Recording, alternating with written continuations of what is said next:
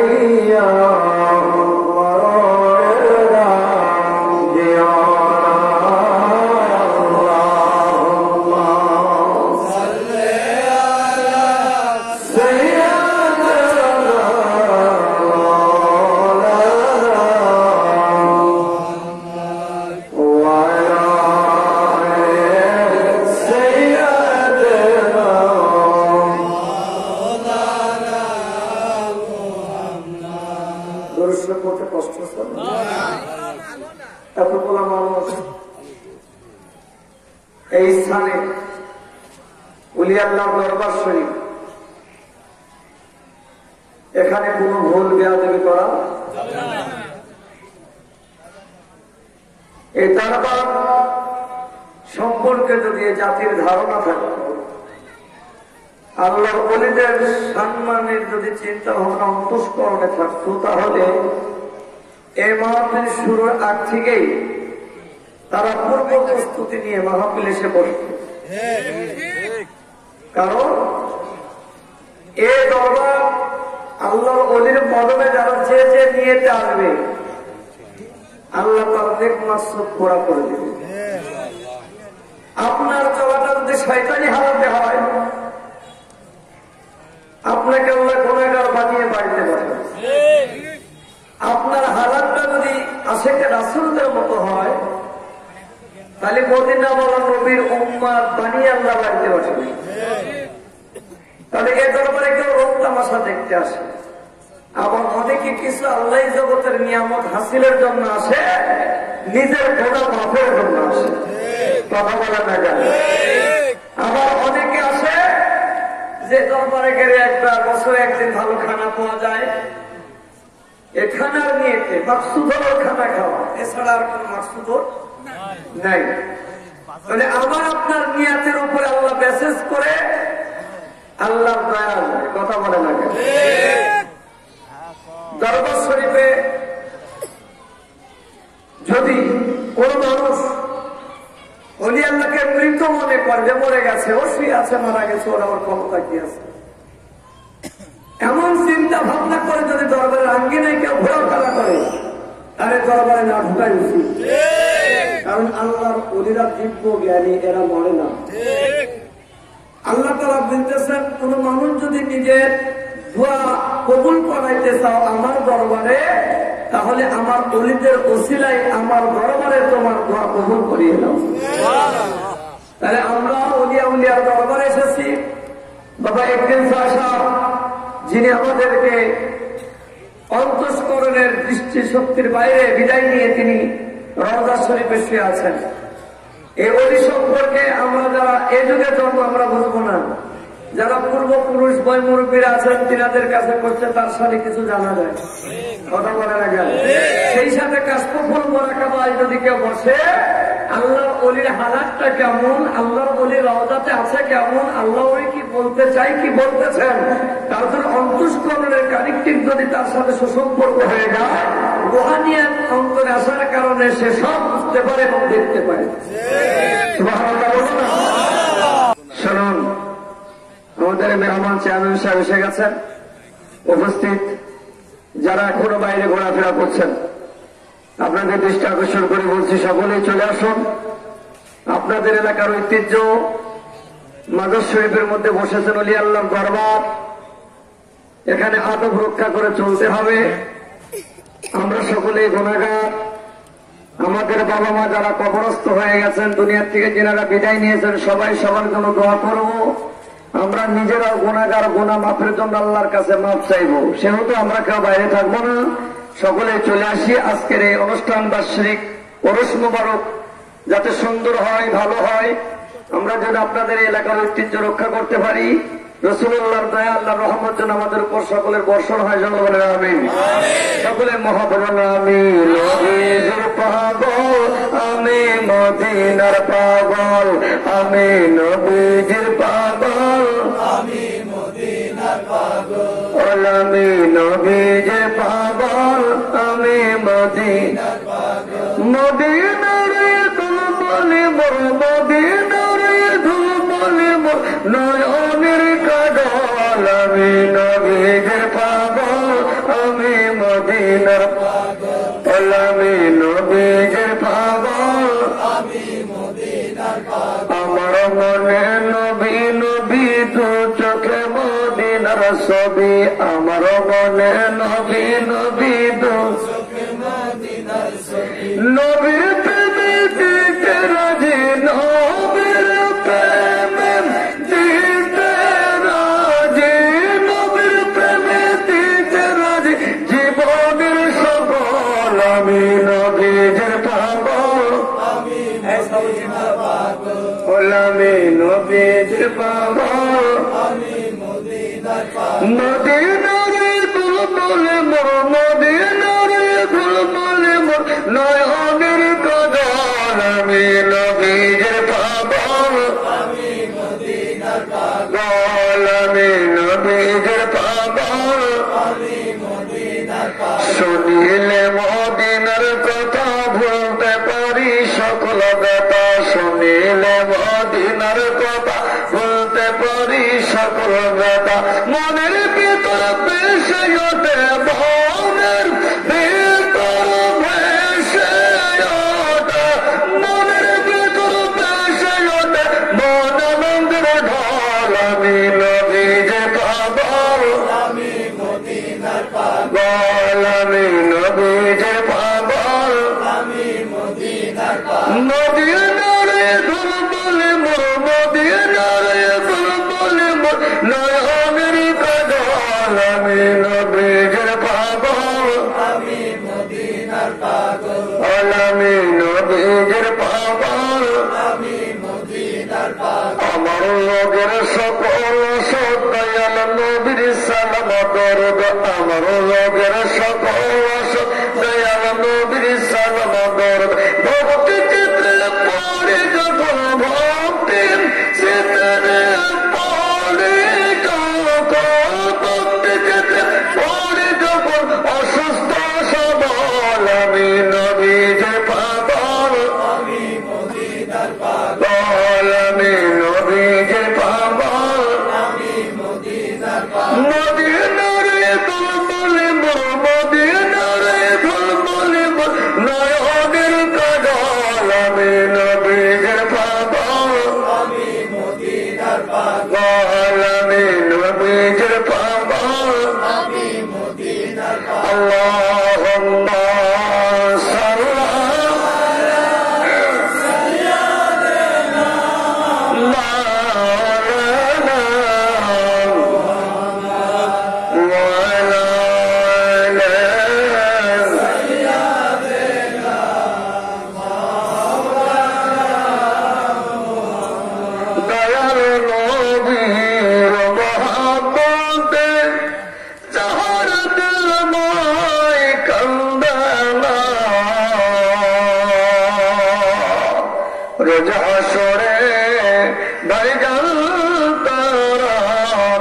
নবীর দেখা পাবে না আল্লাহুম্মা জবান খুলে সাইয়্যিদানা মাওলানা মুহাম্মদ ওয়া আলা আলিহি সাইয়্যিদিনা মাওলানা মক্কাতে উঠে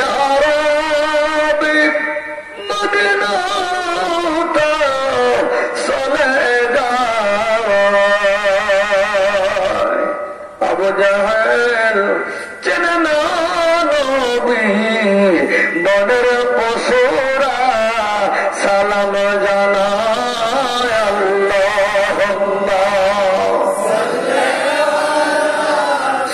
সাইয়্যিদানা মাওলানা ওয়া আলা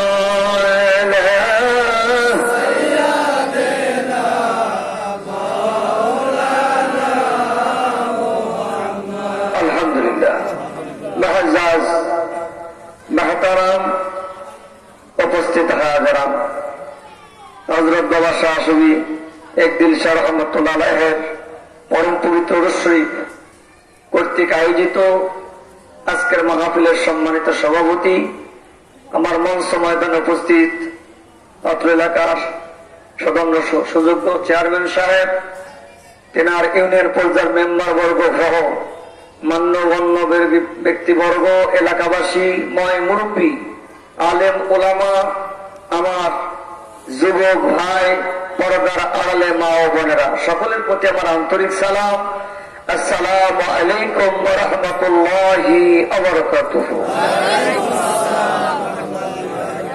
মহান রবের দরবারে আমরা শুকরিয়া আদায় করি যে মহান আল্লাহ তাআলা থেকে ফিরিয়ে ওলি আল্লাহর দরবার শরীফে কতিপয় গুনাহগার বান্দাকে আরামের ঘুমকে হারাম করে আজকের মাহফিলে আসার এবং বসার মতো সুযোগ দিলেন সেই মহান প্রভুর দরবারে আমরা শুকরিয়া আদায় করি, বলে আলহামদুলিল্লাহ। আওয়াজ করে বলে আলহামদুলিল্লাহ, জবান খুলে বলে সুবহানাল্লাহ, চিৎকার করে বলে আল্লাহু আকবার। এ মাহফিল আসতে পেরে খুশি না বেজার? কম না বেশি? বেশি থাকলে আওয়াজ ছোট হবে না বড় হবে?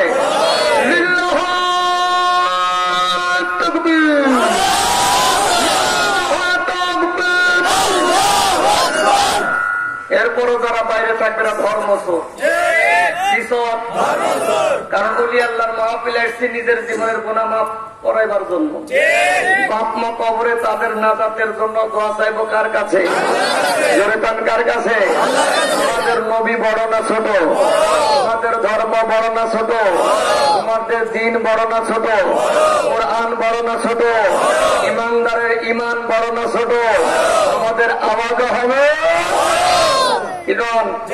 আওয়াজ হবে কি বড়? বর্তমান প্রেক্ষাপটে আমরা ধর্ম নিয়ে বাড়াবাড়ি করতে গিয়ে আমার রসুলকে নিয়ে টানাটানি শুরু করছে এই টুপিওয়ালারা। কথা হয় না কেন? জ্বালাও পোড়াও, মানুষ কোন হত্যা, রাহাজানি, খুন খারাপি, এটা ইসলামের কোন কাঠামো না, একে ইসলাম বলে না। কথা হয় না কেন? আল্লাহ তাআলা আমাদের ইন্নাদ-দীনা ইনদাল্লাহিল ইসলাম এত শান্তিপ্রিয় ধর্ম দিলেন। এত শান্তপ্রিয় ধর্ম পাওয়ার পর আমাদের ভিতরে এত টানাটানি, ধাক্কা ধাক্কি, দলাদলি, খালি ধর্ম নিয়ে। কথা না কেন? আরে নিজের নফসেরই কোরবানি করতে পারলাম না, কিসের মুসলমানের দাবিদার? কথা বলেন না কেন? আল্লাহর পাগল যারা তারা আল্লাহকে নিয়ে ব্যস্ত, দুনিয়ার শান শৌকতেরা চায় না। কথা বলেন না কেন? যারা দুনিয়ার শান শৌকতে মাগরা, যারা ধর্মকে ব্যবসার ভিতরে নিয়ে টানাটানি করতেছে, ধাক্কাধাক্কি করতেছে, মনে করবেন এলা আমার রসুলের দুশমন। কথা বলেন না কেন? কারণ ওলি আল্লাহর দেশে জন্ম নিয়েছে, আমরা ওলি আল্লাহর পাগল। এদেশে আল্লাহর ওলিরা যদি না আসতো আমরা কালেমা, নামাজ, রোজা, হজ, যাকাত কিছুই পাইতাম না। কথা বলেন না কেন? এদেশে একটা জিকির ছিল হরে হরে, হরে রাম, হরে কৃষ্ণ ভগবান, এছাড়া কিছুই জানতো না বাংলার মুসলমান। কথা কেন? যিনারা ইসলাম আনলেন, যিনারা ডঙ্কা বাজাইলেন, যিনি টুপি পড়া শিখাইলেন, দাড়ি রাখা শিখাইলেন, কোরআন পড়া শিখাইলেন, মসজিদে আযান দেওয়া শিখাইলেন, তারা হলো আল্লাহর ওলি। কথা বলেন না কেন? তারা মানুষ গড়ার কারিগর, তারা আল্লাহ পর্যন্ত পৌঁছানোর জন্য ব্যস্ত, তারা দুনিয়ার লোভ লালসায় লালাইতো না।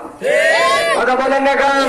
তাহলে আমরা যখন এসে পড়লাম একজন ওলি আল্লাহর দরবার শরীফে, কদমে মোবারকে, আমরা আলোচনা শুরু লগ্নে আল্লাহর কাছে দেওয়া ভিক্ষা দেওয়া মালিক, আজকের মাহফিলে যা শুনবো, যা বলবো, সহি কথাগুলো আমল করার মতো সুযোগ দেন করে করে আমিন। আমরা সবাই মুসলমান, আমাদের অনেকের মা নাই, অনেকের বাবা নাই, অনেকের বেটা বেটি নাই, সব কবরে আছে। তারা আমাদের মাহফিলের দিকে চেয়ে আছে। যাবেন কোথায়? বর্তমান প্রেক্ষাপটে কিছু আলিম ভাই হয়েছে, মুনাজাত বন্ধ করে দিছে, কবর জিয়ারত বন্ধ করে দিছে, মিলাদ টিলাদ নাই, কবর জিয়ারত লাগে না, খালি নাই নাই না, ইসলামটাকে কাটি কাটি ছোট বানিয়েছে। কথা বলে না কেন? আবার আমরা যদি মিলাদ কিয়াম একটু দরুদ সালাম রাসূলুল্লাহর উপর পাঠ করি, এরা তো এরা বেদাতি। আমরা যদি বেদাতি হই, তাহলে আমার পূর্বপুরুষগণ যারা দুনিয়ার থেকে বিদায় নিয়ে চলে গেছে, দাদার দাদা, তার দাদা, তার বাপ, তারা তো বেদাত করে কবরে গেছে, তাদের জান্নাতে যাওয়ার উপায় কি? মৌলবী ধরে নিয়ে এসে বলবেন, এই মৌলবী আগে ওরা জান্নাতে পাঠা, তারপরে তোর দলিল কায়েম কর। কথা বলা না গান? আল্লাহ তাআলা আমাদের কবুল করেন করে করে আমিন। আমিন। তাহলে আমরা পৃথিবীতে এসেছি সংসারের দুনিয়ায়, আল্লাহ তাআলা পাঠিয়েছেন, তার একটা কারণ, তার উদ্দেশ্য আছে, আছে না? আল্লাহ খালাকুতুল জিন্না ওয়াল ইনসা ইল্লা লিয়াবুদুন।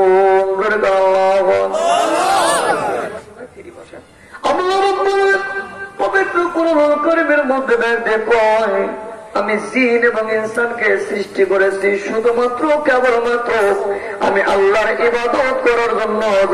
সুবহানাল্লাহ। ইবাদত করবো কার? জোরে বলেন কার? আমরা মনে করি প্রত্যেকটির ৫ ওয়াক্ত নামাজ হবে, মসজিদে যাব, আর বছরে 6 মাস পর একবার রোজা করব, শ্যাম সাধনা পালন করব, টাকা পয়সা আছে জীবনে একবার হাদিস আদার জন্য হজ যাইছিলাম মারবো, আর একবার যাকাতের মাল আইনা যাকাত দিয়া নাম কামাবো। আল্লাহ রাব্বুল আলামিন দেখতে পায় এটা ইবাদত না।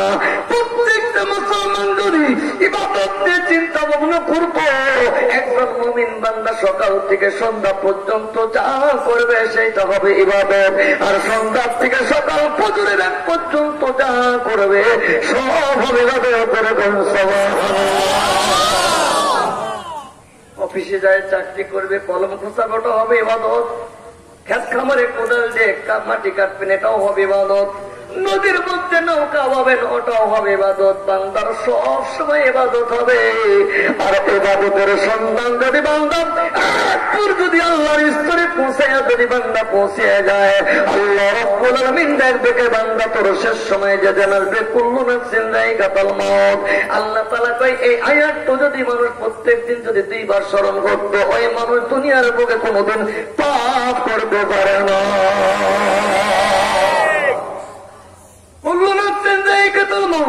এখানে যদি আল্লাহ বলতো জন্ম নিয়েছে মরতে হবে, আমরা সবাই বেঁচে যাইতাম, কিন্তু আল্লাহ পরের আয়াতে বলছেন সুম্মা ইলাইনা তুরজাউন, আমার কাছে তোমাকে আবার ফিরে আসতে হবে। কথাটা কার? জন্ম নিয়েছো মারা যাবে, আবার আমার কাছে আসতে হবে। কি নিয়ে যাবেন? আল্লাহ রাব্বুল আলামিন কয় দুনিয়ার টাকা পয়সা অর্থ করি বাড়ি গাড়ি দৌলত দিয়ে কবরে যাইতে হবে না। আল্লাহ রাব্বুল আলামিন ডাকতে কয় আইয়ুহাল্লাযীনা আমানু তাকুল্লাহা হাক্কা তুকাতিহি ওয়া লা তামুতুন্না ইল্লা ওয়া আনতুম মুসলিমুন। আল্লাহু আকবার। পবিত্র কোরআন কারীমের মধ্যে ডাক দিবা, ওই ইমানদারেরা ভয় করার মতো ভয় করো তোমার মাবুদকে, তোমার রবকে, যেমনটি ভয় করার দরকার। ওয়ালা তামুতুন্না, মৃত্যুবরণ করো না আমার কবরে শোনা ইল্লা ওয়া আনতুম মুসলিমুন, মুসলমান না হয়ে তোমরা কেউ আমার কবরে শোনা। কথাটা কার? আল্লাহ মরতেও নিষেধ করছে। ওয়ালা তামুতুন্না, মৃত্যুবরণ করিস না আমার কবরে আসিস না ইল্লা ওয়া আনতুম মুসলিমুন, মুসলমান না হয়ে বান্দা কবরে আসিস না। মুসলমান হইতে হলে আল্লাহর পুঙ্খানুপুঙ্খানু প্রত্যেকটা আদেশ নির্দেশ মেনে চলতে হবে, নিজের জীবনটা নবীজির তরিকা মাফিক করতে হবে। কথা বলেন কেন? ও মুসলমান সারা জীবন বলে নবী লাগবে না, নবীর প্রয়োজন নাই, আল্লাহকে ডাকলেই হলো, সালাম লাগবে না, মিলাদ লাগবে না, কিয়াম লাগবে না, দরুদ লাগবে না, এই কথা বলে সারা জীবন কয় নবী আমার মতো, নবী মারা গেছে, নবীর খবর নাই, নবী গায়েব জানে না, নবী মাটির তৈরি। এই ধাক্কা ধাক্কি বাংলার মুসলমান ও টুপিওয়ালারা তোমরা যারা বলো সারা জীবন অস্বীকার করলে, কিন্তু মরার পরে লাশটা যখন কবরে রাখা হয়, কবরে রাখার পূর্বে একটা দোয়া পড়তে হয়। কথা বলেন না কেন? বিসমিল্লাহি ওয়া আলা মিল্লাতি রাসূলুল্লাহ। সারা জীবন কয় নবী লাগবে না, আল্লাহ কয় যারা আমার নবীকে নিয়ে টানাটানি করতেছ, যারা বলতেছ রসুল লাগবে না, বান্দা তুই কি জানিস না মরার পরে শেষ প্ল্যাটফর্মে যেখানে তুই বসে যে কবরের ভিতরে তোকে দাফন করা হবে, ওই মাটির কবরে ঢোকার পরে আমার নবীর মিল্লাত ছাড়া মাটির কবরে তোর জায়গা হবে না। ঠিক কিনা বলো? আল্লাহ রাব্বুল আলামিন পবিত্র কোরআনুল কারীমের মধ্যে দেখায় বান্দা মাইতুর রাসূল ফাকাদ আতা আল্লাহ, আমার দাসত্ব, আমার গোলামি, আমার ইবাদত করার আগে আগে গোলামি করো আমার নবীজির। কথা কন না কার কথা কইছে? আল্লাহ আমার বন্ধুর গোলামি করো, আমার বন্ধুর দাসত্ব গোলামি অনুসরণের মহব্বত বান্দা তোর কুলিজার মধ্যে যদি একবার এসে দেয় বান্দা, আমি আল্লাহ ওয়াদা দিলাম এই জাগতিক জগৎ ছেড়ে যেদিন কবর নামক জায়গায় ঢুকবি তোর অজান্তে আলটিমেটলি তোর বান্দারা আমার নবীর তাওহীদি কালেমা বের হওয়ার কারণে তোর জন্য আমি জাহান্নামের আগুন হারাম করে জান্নাত আমি করে দিব। সবই পাগল হবি দেখলে সবই পাগল হবি, কাঁদবে বসে নিরালাই কেইদা সব নবীজি গো আমার দয়াল নবী যেই দেশে হায় হায় প্রেম যদি করবি কেবল প্রেম যদি সবসে দয়াল নবী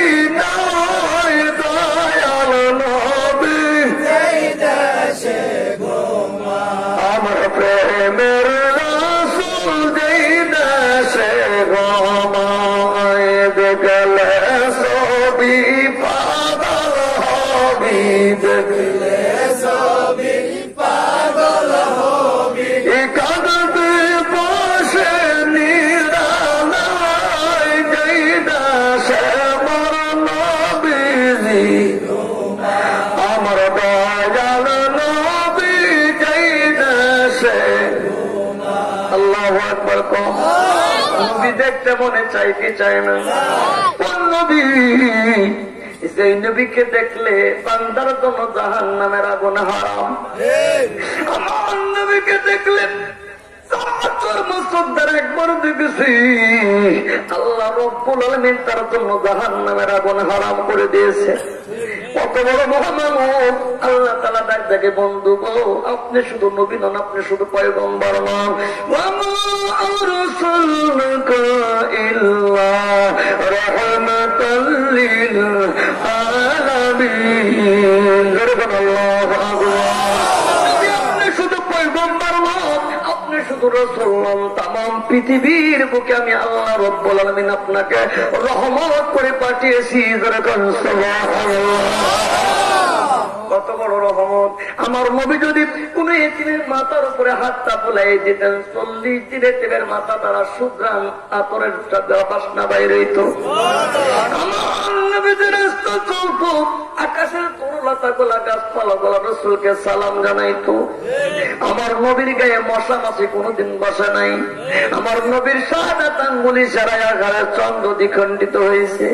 যারা আমার নবীর সম্মান নিয়ে টানাটানি করো তোমরা কোনদিন ঈমান নিয়ে কবরে যাইতে পারবে না